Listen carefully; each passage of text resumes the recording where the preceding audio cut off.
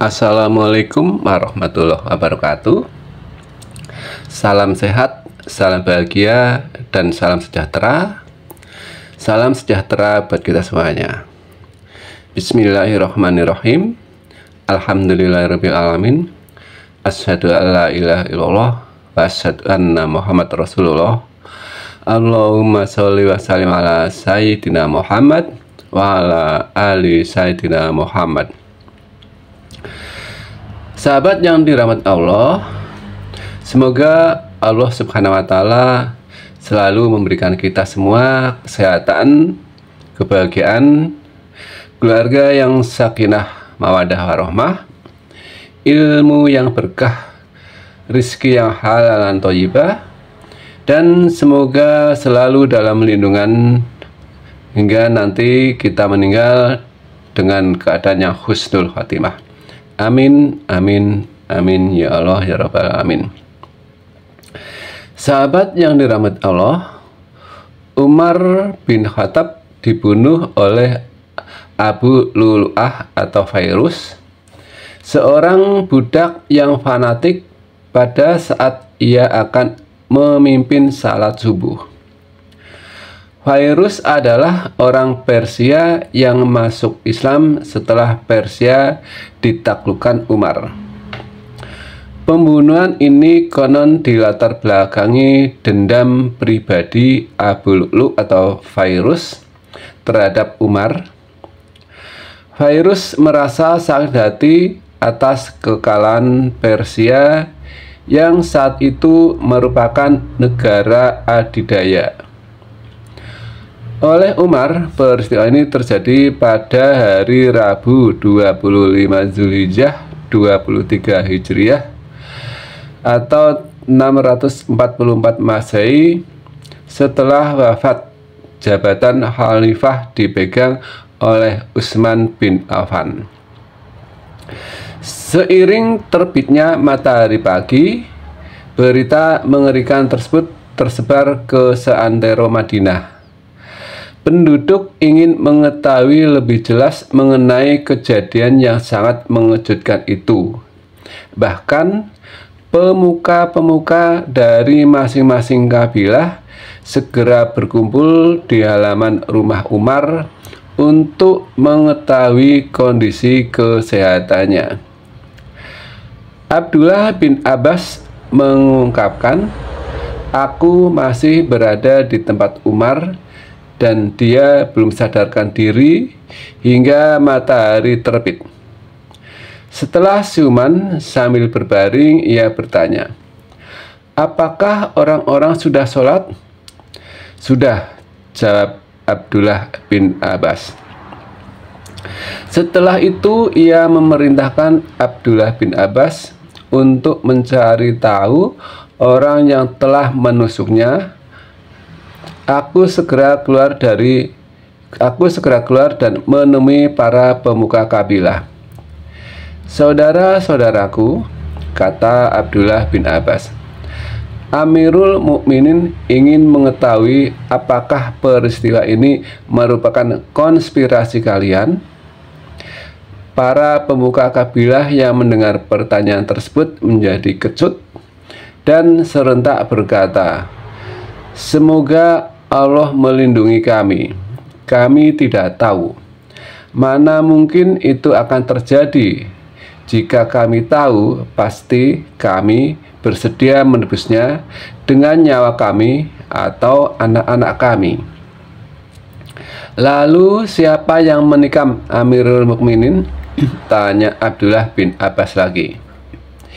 "Ya, ditikam oleh musuh Allah, Abu Lu'lu'ah, budak Mughirah bin Syu'bah," jawab mereka. Abdullah bin Abbas kembali ke dalam rumah Khalifah Umar dan menyampaikan kabar orang yang telah menikamnya. "Alhamdulillah, aku tidak dibunuh oleh seorang muslim. Tidak mungkin orang Arab akan membunuhku," kata Umar. Kemudian Umar radhiyallahu menangis. Umar berkata, "Demi Allah, jika aku dapat meninggalkan dunia ini tanpa ada perkara yang memberatkanku, dan tidak ada apa-apa untukku, maka aku akan bahagia. Abdullah ibn As radhiyallahu anhu berkata, "Ya Amirul Mukminin, Rasulullah SAW meninggalkan dunia ini dan dia merasa bahagia denganmu. Tidak ada dua orang muslim yang berselisih berkenaan dengan kekhalifahanmu. Setiap orang bahagia dengan kekhalifahanmu." Umar radhiyallahu anhu berkata, "Aku tahu itu, tapi kekhalifahan ini membuatku khawatir. Wahai Abdullah, dudukan aku."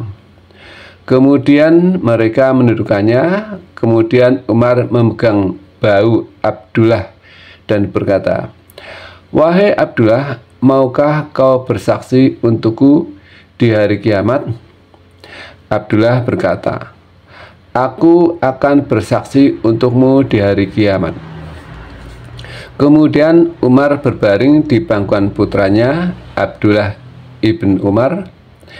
Dia berkata kepadanya, "Tempatkan pipiku di lantai." Abdullah ibnu Umar radhiyallahu anhu berkata, "Kenapa ayah?" Sembari mengecup kening Umar dan menempatkan pipinya di lantai. Umar berkata, "Jika aku ditakdirkan berada di surga, maka bantal surga lebih lembut daripada pahamu. Dan jika aku ditakdirkan masuk neraka, maka kau tidak menginginkan seorang penghuni neraka di atas pahamu." Selain itu, ia juga berpesan kepada anaknya agar menjual benda-benda yang dimilikinya untuk melunasi utang-utangnya, sebab ia tidak ingin meninggalkan dunia dengan membawa kewajiban yang belum diselesaikan. Kemudian Umar radhiyallahu anhu memberitahu anggota keluarganya, "Lembut-lembutlah dalam mengkafaniku, karena jika Allah menakdirkanku surga, maka Allah akan memberikanku yang lebih baik daripada ini. Dan jika Allah menakdirkan neraka untukku, maka Allah akan mencabutku dari semua ini. Berlembutlah dalam menggali kuburku, karena jika Allah menakdirkanku surga, maka Dia akan meluaskan kuburku. Dan jika Allah menakdirkan nerakaku untukku, maka kubur itu akan menghimpitku." Kemudian dia berkata kepada anaknya, yaitu Abdullah bin Umar, "Ya Abdullah, pergilah dan tanyakan kepada Aisyah radhiyallahu anha, apakah dia membolehkanku untuk dikubur di samping Rasulullah SAW dan Abu Bakar radhiyallahu anhu." Lalu pergilah Abdullah bin Umar. Dia mengetuk pintunya dan masuk ke rumah Aisyah. Ternyata Aisyah sedang menangis, dan dia memberikan salam padanya, kemudian bertanya pada Aisyah, "Umar meminta untuk dikuburkan di samping Rasulullah SAW dan Abu Bakar radhiyallahu anhu. Apakah kau mengizinkannya?" Aisyah berkata, "Aku sudah memesan tempat itu untuk diriku, karena Rasulullah adalah suamiku dan Abu Bakar adalah ayahku. Tapi aku akan memberikannya kepada Umar." Dan riwayatnya menyebutkan ketika Abdullah datang, Umar sedang berbaring dan dia berkata, "Dudukan aku." Kemudian mereka mendudukannya. Lalu Abdullah memasuki ruangan dan berkata, "Wahai ayahku, keinginanmu dikabulkan." Umar radhiyallahu anhu berkata, "Aku tidak punya keinginan apapun melebihi itu. Ketika aku meninggal dan kau membawaku untuk dikuburkan, tanyakan kepada Aisyah. Mungkin karena statusku dia merasa keberatan untuk memberikanku tempat itu. Tanyakan dia lagi, dan jika dia setuju, maka kuburkan aku di sana. Kalau tidak, maka kuburkan aku di pemakaman umat muslim. Beberapa hari setelah peristiwa penikaman, Umar bin Khattab menghembuskan nafas terakhirnya dan menyisakan duka mendalam di kalangan umat Islam.